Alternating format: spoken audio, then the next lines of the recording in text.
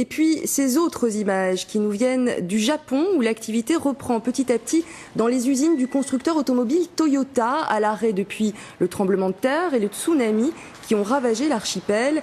La production redémarre dans les usines japonaises. Mais elle va s'arrêter à Onin.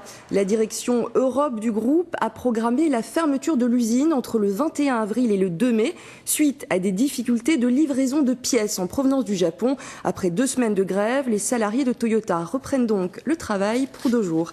Explication Éléonore Duplé, Benoît Bunicourt. Sur le chemin des ateliers, les syndicats forment une haie d'honneur, manière de rappeler que Toyota ne perd rien pour attendre.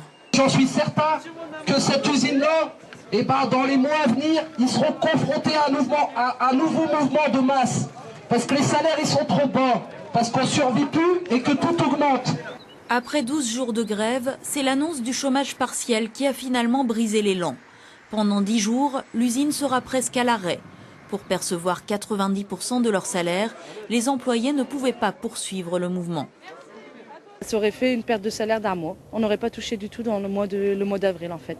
Puisqu'on est en grève depuis le 31 mars, on était en grève jusqu'à maintenant et là le chômage partiel il se met en route à partir du 22. On aurait peut-être eu 4 jours de payés sur tout un mois en fait. Oui, et puis on aurait combattu pour rien parce que comme l'usine ne tournait pas... Les grévistes pensaient pourtant gagner très rapidement comme leurs voisins de l'usine Toyota Boshuku. 800 € de prime après seulement 2 jours d'arrêt. À Onin, les ouvriers n'ont obtenu ni 13e mois ni prime de lancement pour la nouvelle Yaris et pas non plus de paiement des jours de grève. C'est sûr qu'on va reprendre le travail avec une boule au ventre.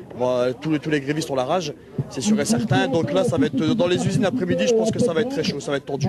On a fait ça, c'est pour notre famille, pour pouvoir la nourrir. Puis en fin de compte, on n'a rien eu, donc c'est embêtant, oui. Le combat, il continue ? Pour l'instant, non, parce qu'on peut pas trop, mais ça va continuer. La grève ne pourra sans doute pas reprendre immédiatement. Les événements japonais risquent d'affecter la production tout au long du mois de mai. Alors les salariés rentrent, mais ils restent groupés, bien décidés à entretenir la mobilisation.